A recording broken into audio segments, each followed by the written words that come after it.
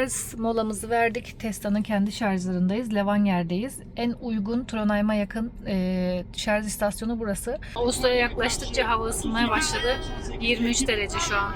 Karınlar göçümüz başlamış. Azalttık bagajları.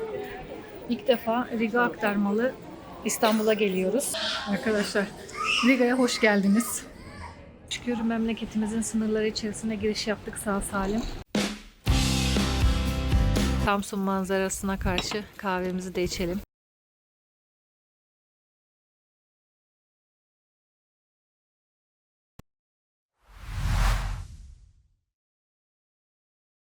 Sabah 4'ten beri ayaktayız. Arabaya bindik. Arabayı çalıştırmamızla yağmurun başlaması bir oldu. Gerçekten damla yoktu yani. Ta ki yola çıkana kadar bir tatil klasiği yine. 11 dereceyle Sıla yoluna başladık. Bakalım kaç dereceyle günü bitireceğiz. Hadi bize hayırlı yolculuklar. Bol bereketiyle geliyoruz. Size de yağmur getiriyoruz. Şarj molamızı verdik. Tesla'nın kendi şarjlarındayız. Levanger'deyiz. En uygun Trondheim'a yakın şarj istasyonu burası. Kilowatt başına 2 kron. Buradan sonrası ve öncesi 3.60, 4.5 o civarlarda ilerliyor. Full şarjla evden çıkmıştık. Yaklaşık 310 kilometre yol geldik. %18'de buraya vardık. Şimdi dolduruyoruz. O dolarken saatimiz 11'e geliyor bu arada. Burada da AVM'ler olduğu için her yerde sağlı sollu vaktimizi burada geçireceğiz. Hem de mola vermiş oluruz. Yani Trondheim güneyden kuzeye gidiyorsanız Trondheim'ın yakınlarında Levanger'de durup şarj molası verebilirsiniz. Yani biraz fazla oyalanmışız. Biraz da alışveriş yaptık. Şu an saat 11.48. Aslında çoktan doldu. Hop. Aslında çoktan doldu ama biz bu sefer bekledik. 94 dolmuş 40 dakikada. Bir dahaki molayı biraz daha uzun bir sürede vermiş olacağız en azından. Şimdilik bakalım ne kadar tutmuş. Ne kadar tutmuş? %18'den %94 doldurmuş oldu. Bakın 116.32 kron tutmuş.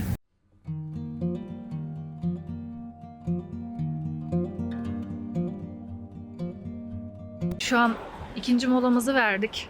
Bir yandan size şu benzin fiyatlarını da göstereyim. Bayağı bir düşmüş burada benzin fiyatları.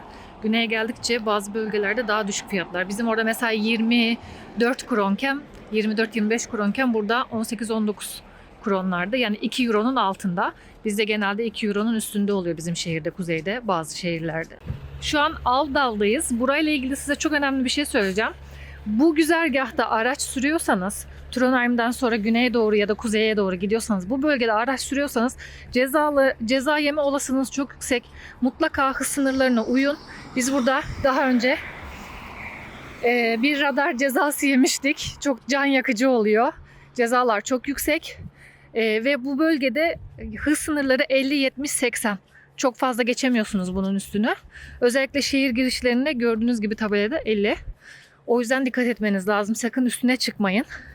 Çok ciddi cezalar yiyebilirsiniz. Şurada hemen de Tesla'nın süper şarjları var. Biz orada şimdi şarj için biraz duracağız. Hem de ihtiyaç molası vereceğiz. Aslında Elverum'da yapacaktık ilk molayı. Oraya kadar şarjımız yetiyordu. Hem de yemek yiyecektik. Ama bir küçük ihtiyaç molası için durduk. Çocuklar da artık bunu aldılar. Levanger'den sonra neredeyse hiç durmadan buraya kadar geldik. 3,5 saat falan sürdü. Buraya gelirseniz eğer mola verdiyseniz bu bölgede, bakın şurada bir tane müze gibi bir şey var. Bilim müzesi orası.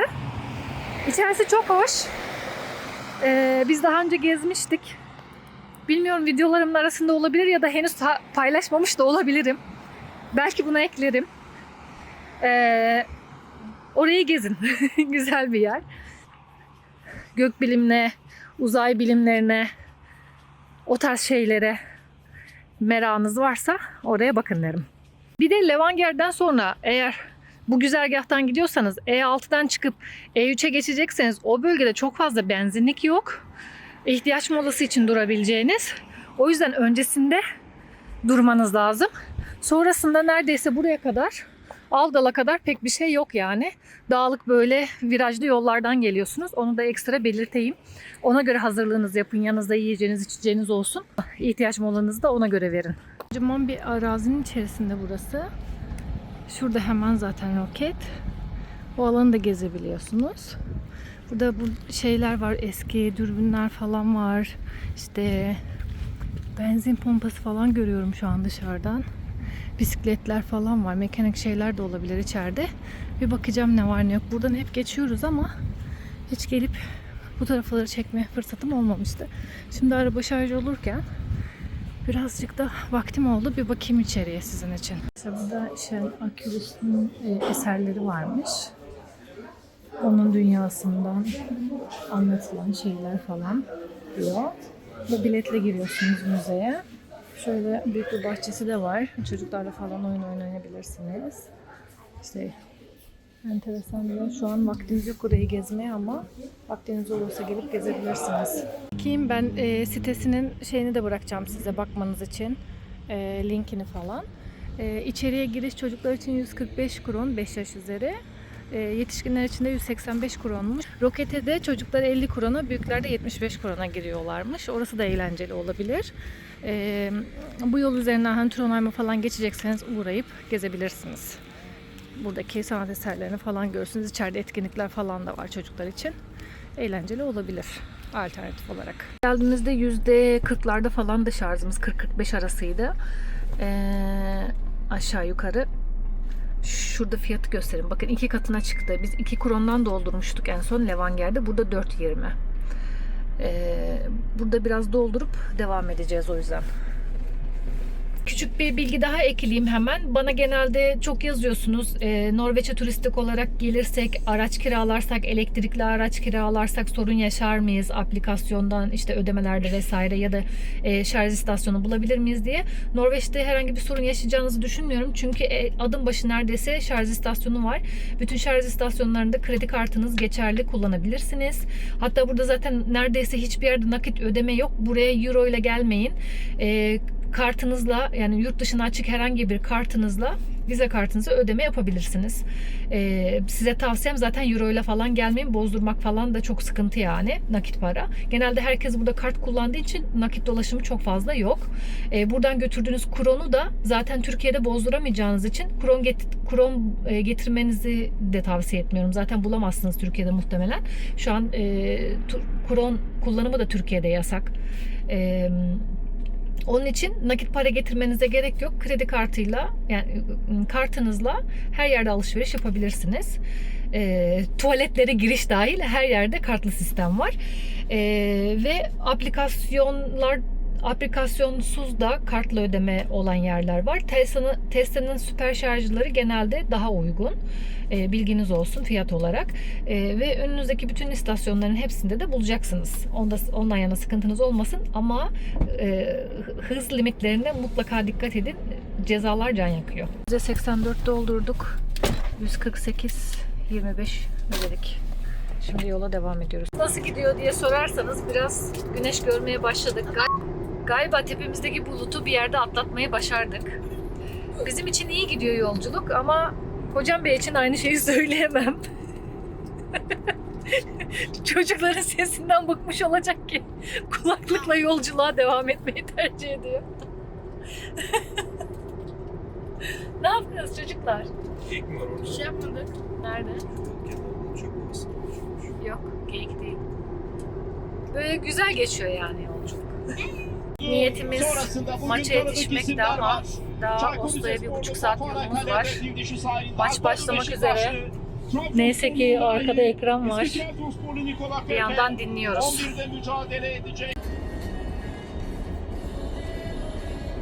Oslo'ya yaklaştıkça hava ısınmaya başladı. 23 derece şu an. 11 dereceyle başladığımız yolu 23 dereceyle devam ediyoruz. Bakalım kaç dereceyle bitireceğiz yolculuğu. Normalde bu Oslo'nun hava alanı yolunda çok kalabalık olur. Oslo girişte çok trafik olur. Baksanıza saate. Saat 7 civarı, 7 çeyrek geçiyor. Tam böyle trafik olacak saatler. Şu an maç var ya, Norveç maçı. Kimse yok yollarda. Bir iki tane araç var, bir de tırcılar. Bir de biz.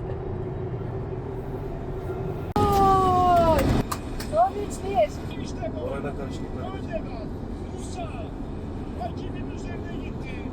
Daha hala yoldayız.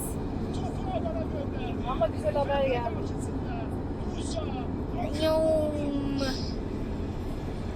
Maçın ikinci yarısı başladı. Hava hala full güneş. Saat 8:22 derece. Bakalım ikinci yarı nasıl geçecek. Hey ya Norge! Hey ya! Norge! Hey ya! Norge! Hey ya! Ya karşılamanın güzelliğine bak ya. İnsanın şöyle arkadaşları olunca sırt yere gelmez. İşte bu be. 4 dakika güvendeyiz. Kusura bakma. Saat kaçta? Bir insan çıkar dışarıya konvoy falan yapar. Bu ne sakinlik. Az önce 2-1 Fildişi sahillerini yendiniz yahu. Bir çıkın şuraya, bir harara gürere bağırın, bir holiganlık yapın. Bir ses verin, bir şey yapın, ruh yapın, ona da razıyız. Hiçbir şey yok. 12'ye geliyor. Hava bakın. Güney tarafında olduğumuz için daha karanlık. Yarın sabah 8'de uçağımız var. O yüzden yapmamız lazım artık. Yolculuğa devam. İyi geceler.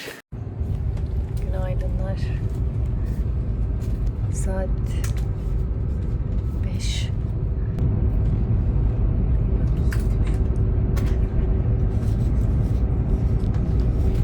Arabayı bıraktık. Arkadaşımızın evine, oradan trenle havaalanına geçiyoruz. Normalde otoparka da bırakabiliriz ama otopark ücretleri bir aylık bayağı yüksek. Neredeyse 100-150 euro civarında. O yüzden arkadaşımız vardı buraya, oraya bıraktık sağ olsun. Onlar da bizi trene kadar attılar. Türkiye yolcusu kalmasın. Sabah 8'de uçağımız var. 5'te yola çıktık. Ufak bir nazarlık oldu. Tam trene binerken.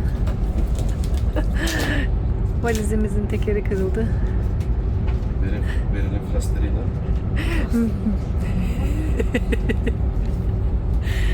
Nazarlık diyelim, yapacak bir şey yok. Hızlı trenindeyiz şu anda. Burada 16 yaş altı çocuklar ücretsiz. Sadece yetişkinler para ödüyor. Artı az önce fark ettim. Şurada insanlar uçak biletlerinin şeylerine girip galiba referans numarasını, rezervasyon numarasını girip barkod bastırıyorlar valiz için. Biz de denedik. Bizimkini vermedi ama çoğu kişi aldı. Bilginiz olsun, denersiniz. Printer var içeride, yani barkod bastırmak için trenin içinde. Karınlar göçümüz başlamıştır havaalanına doğru. Azalttık bagajları. Sorunsuz geçtik güvenliğe. İlk defa Riga aktarmalı İstanbul'a geleceğiz. Oslo'dan önce Riga'ya gideceğiz, sonra İstanbul'a geleceğiz. Hadi Oslo. Arkadaşlar, Riga'ya hoş geldiniz. Oslo'dan aktarmalı bir şekilde Riga'ya geldik. Buradan da aktarmalı bir şekilde İstanbul'a gidiyoruz. Neden böyle bir şey yaptınız diye sorarsanız, biletler şu dönemde çok pahalı. Normalde bizim 4 kişi için biletlerimiz 30-40 bin kron bandında, yani 3.000-4.000 eurolardayken biz 1000 euroya bilet bulduğumuz için bu şekilde buraya geldik. Tamamen duygusal yani. İlk defa buraya gelmiş olduk bu arada. Hem de Riga'yı görmüş olduk. Neyi göstereyim biraz.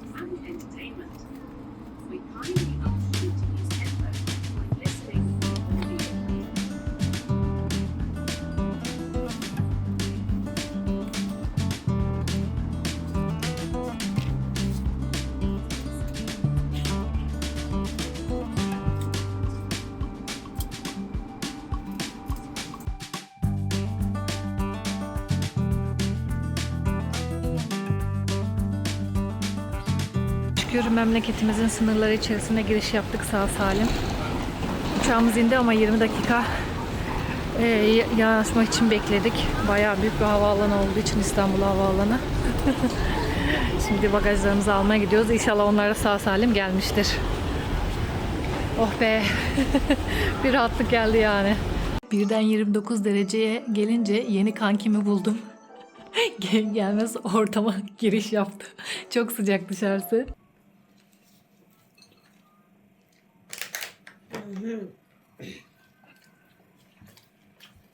Türkiye'de en çok özlediğim şey komşuculuk. Kayınvalidem burada yok ama komşuları bize iyi bakıyor. Köy yumurtası geldi. Mayalanmış yoğurt geldi. Ev yoğurdu. Yarın sabah erken yola çıkacağız ama tadına bakacağım. Emine ablacığım teşekkür ederiz. Saat 9:30. Hava karardı.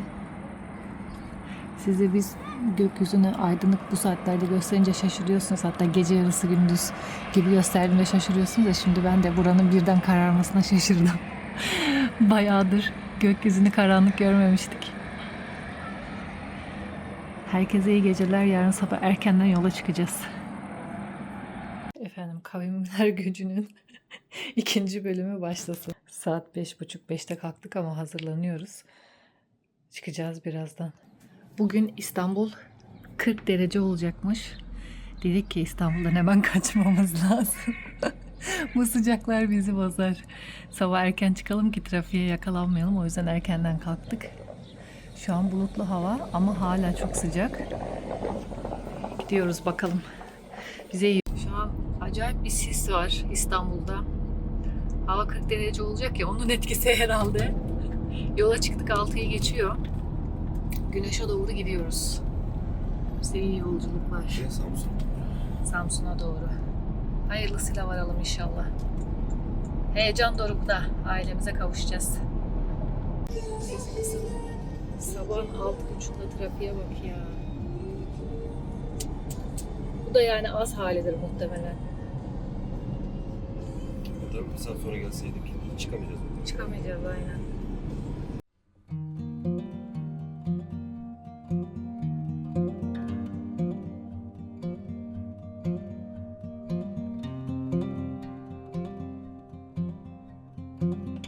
Aylarına gelen zam, benzin zammı, alkollü içki. Ya o zamlar bizi de etkiledi. Fatih Sultan Mehmet'ten Bolu'ya gelene kadar köprüye sadece 600 TL ödedik. Geldiğimiz sene 2 sene önce buralar dutluktu. Şimdi her yer şarj istasyonu olmuş maşallah maşallah. Bolu Highway. Evet bir mola veriyoruz şimdi.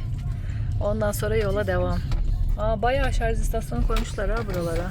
Biz geldiğimizde de vardı da araba yoktu o zamanlar. Evet araba yoktu, şimdi elektrikli arabalar da çoğalmış. Fiyatlarla tanışıyoruz kahvaltıda. Şurası ne kadar tuttu ya? Merak ettim. 800 TL şurası. Poğaça, simit, peynirli, kaşarlı simit, 2 çay, içecekler 800 TL. Hoş bulduk. İlk önce gülen yanar, göz göze bakacaksınız, tamam mı Ata? Kaç saniye duracağım bakayım.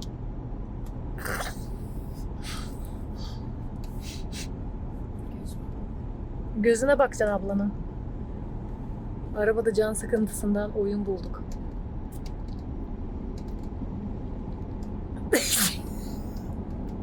Anne senin güldüğün için ben de gülüyorum senin. Olabilir.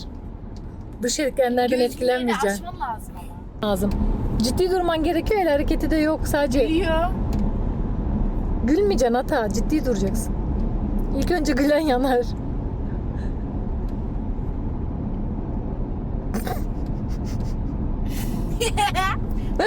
Yandın. İstanbul'dan Samsun'a gidiyoruz. İkinci köprü çıkışından Bolu gişelere gelmeden şimdiden 600 lira ödedik. Yani köprüden Bolu'ya kadar 600 lira. Bundan sonrasına bakacağız bakalım diyor. Bizden bahsediyor bu arada. Memlekete hoş geldin Mehmet. Hoş bulduk. Köprüler ve otoyollar için ödediklerin. Ya. Bir de dönüşte bir radarları da ödersin. Yok abicim, radar yemeyi Tam düşünmüyoruz. hissedersin. O zaman güzel olur. Hele Osmancık, Tosya oralarda. Tamam Osmancı'ya yeni geçtik. Osmancı'yı yeni geçtik zaten. Oralarda fena. Radarlar her tarafta yani. Aman aman dikkat edin. Köyümüze getirdim. Şöyle göstereyim şark köşemizi. Kendimizi şehir kalabalığından ve sıcağından köyümüzün serin havasına attık. Köy kahvaltısı köyde yapılır. Manzaraya, Samsun manzarasına karşı kahvemizi de içelim. Çocuklar çalışırken. Biri orada traktör sürüyor. Ekip biçeceğiz tarlayı. Yap oğlum, sür oraları. Buralar hep tutluktu biz yokken. Römorkun kopmuş ata. Pedagojik bilgilerimi kullanarak çocukları teşvik ettim. Ambalajları çıkartıyoruz. Ey çikolata, sen nelere kadirsin? Gelin çocuklarım, buralarda da ambalajlar var. Bir tane çikolata ödülü. Anneanneniz yaptıramamış size bu işleri, ben yaptırayım. Hadi yarış var, çabuk bitirin. En önce bitirene ödül. Bizim çocuklar geldiğimizden beri Türk kültürüne adapte olmak için her şeyi görmüş oldular açıkçası. Dün düğünümüz vardı. Düğünde konvoya da katıldılar. Düğün halaylarını, düğünler nasıl yapılır onları görmüş oldular. Artık ne adetler varsa onları görmüş oldular. Bugün de köydeyiz. İşte aile akraba ziyaretleri, ondan sonra mezarlık ziyaretleri, büyük ziyaretlerimiz, büyüklerimizi ziyaretler. Onları da yavaş yavaş yüklüyoruz. Türk kültürüne geçiş 101 dersleri gibi oldu bizim bu tatil. Bizim ata bayağı bir adapte oldu olaya. Elinde balta geziniyor. Mezarlık ziyaretlerimizi yaptık. Çocuklara anlatıyoruz. Büyüklerimiz nerelerdeler, ne yapıyorlar. İşte dua nasıl yapılır, mezarlığa nasıl girilir. Başladık eğitmeye. Kediler geliyor, köpekler geliyor. Onlarla da bir hasbihal ediyoruz. Çocuklar besliyor bir yandan. Bahçemiz böyle, her meyvemiz, sebzemiz var maşallah. Allah bereket versin. Burada bir yandan akşam yemeğe hazırlanıyor. Akşam yemeğimizi de yer, artık yavaştan gideriz. Ama serin serin iyi geldi köye gelmek. Norveç havasını aratmıyor şu an. Yine ocak başında. Kolay gelsin ustam. Sağ ol. Kurban etlerinden bize de düştü payımıza. Ama yine seni çalıştırıyoruz. Benim kaderim bu de. Kolay gelsin. Seviyoruz bu hayatı. Eline de yakışıyor. Elin de lezzetli olduğu için Bakacağız bakalım lezzetli mi olacak. yaparsın sen. Yalnız baharat yok burada hiç. Baharat. Ne istiyorsun? Grill kürüde. Tuz, karabiber, pul biber bir şeyler, kekik mekik gönder işte. Tamam. Asma yapraklarımızı topladık. Yeni etkinliğimiz, asma yapraklarını sıralıyoruz büyükten küçüğe. Hadi bakalım oğlum. Aferin sana. Tersine çevireceksin ama. Büyükten küçüğe doğru sıralıyoruz. Biliyor musun? Gırgır. Evet, gırgır. Ben küçükken anneannenin evini öyle temizliyordum, halıları. Şimdi sen de öğreniyorsun. Aferin sana. Bak burası da var, burası da var. Ata gırgırla tanışıyor şu an. Aferin sana oğlum. Neydi böceğin adı, hatırlıyor musun? Hayır. Uç böceği. Uçuş. Ya da uğur böceği de deniyor. Bazıları da öyle deniyor. Her yeri temizledim. Aferin sana. Türkiye'nin Miami'sinden selamlar.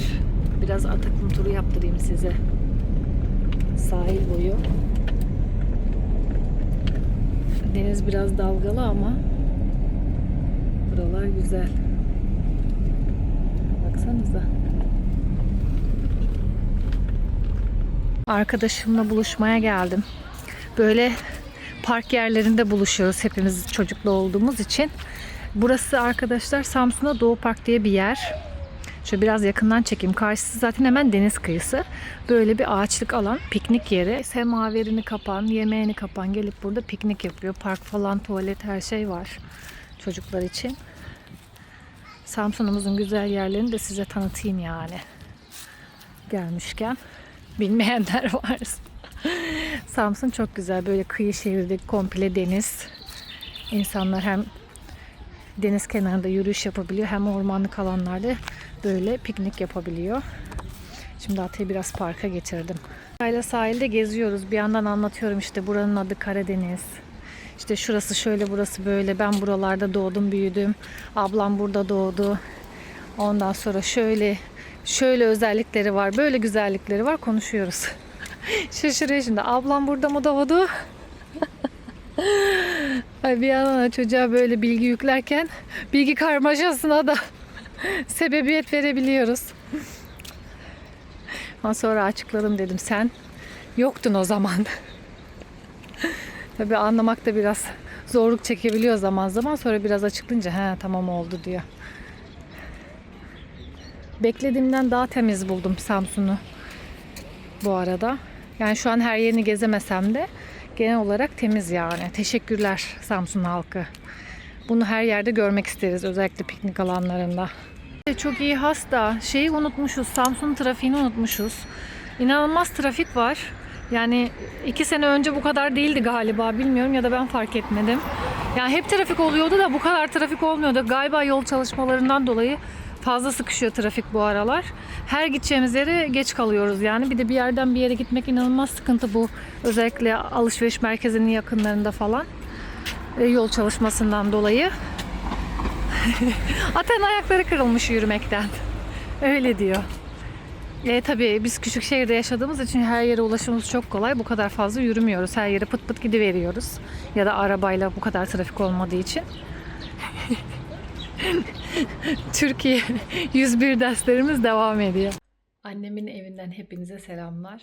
Şöyle birkaç günün yorgunluğunu attıktan sonra bir özet geçeyim dedim. Biliyorsunuz geri gelmez zaten uzun bir yolculuğun ardından düğün telaşımız falan vardı. İşte hastane, postane, alışveriş işleri derken fazla böyle çekim yapamıyorum. Bir de böyle vlog gibi de çekmiyorum aslında. Hani ara ara böyle kısa kısa çekimler yapıyorum. Onları birleştireceğim. Sadece oğlumun kültür şoklarıyla ilgili bir şeyler anlatmak istiyorum. Şimdi kızım birkaç seferdir geldiği için Türkiye'ye artık bazı şeyleri idrak ediyordu. Oğlan böyle biraz daha yeni yeni kültür şoklarına vakıf olduğu için onun çok soruları oluyor. O soru sordukça ben de bunların aslında tersine bir kültür şoku olduğunu fark ediyorum. Çünkü Norveç'te doğduğu için oranın ortamına daha alışkın.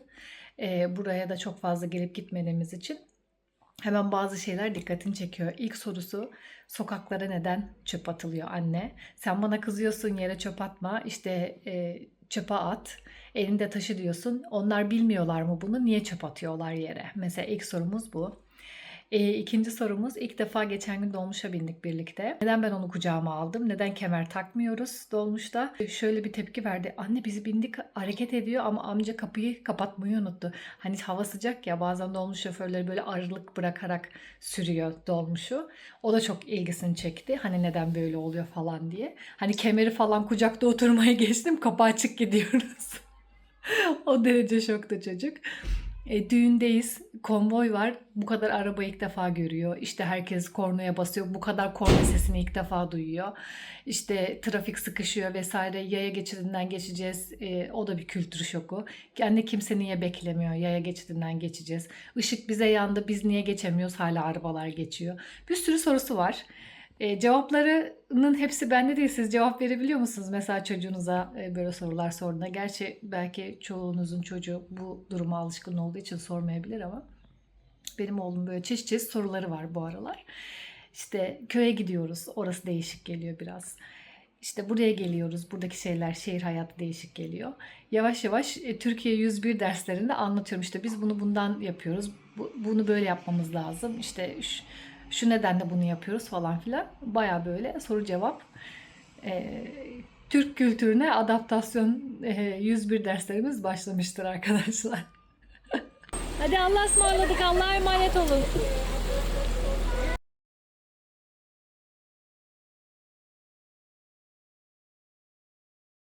Herkese günaydın. Başlangıç noktasına geri döndük. Rota yeniden oluşturuluyor. Bakalım bir sonraki istikamet neresi? Köy sınır kapısından ilk defa giriyoruz. Hayalini kurduğum o an geldi. Bak direkt durdum yani. Şunu gördüğüm an durdum. O ses. Şu köpüğün tatil kredisimizdir. Yağmur başlattık yine. Deniz, sahil, kum, güneş. Akşam geziye çıktık yine.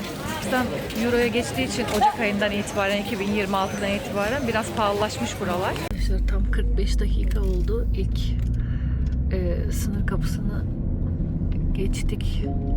Oğlumun gece yarısı kulak ağrısı çok ileri seviyeye çıktığı için kulağa enfeksiyon kapmış. Büyük ihtimalle denizden ya da havuzdan. O yüzden acilen doktora gelmemiz gerekti İstanbul'a. Hevesle çıktığımız, çocuklarla çıktığımız her tatilin sonu böyle bol ilaçlı, geri dönüşlü oluyor. Sanki gece 3'e kadar hiç valiz yapmamışım, hiç uykusuz değilim, hiç yorulmamışım. O güvenliklerden geçerken stres yaşamamışım gibi çek pampa yani. Bildiğin şehirde geziyoruz şu an. Akşam uçağımız var. Bir dünya daha yolumuz var. Oslo'da ineceğiz. 12 saatte araba kullanacağız. Nasıl olacak hiç bilmiyorum.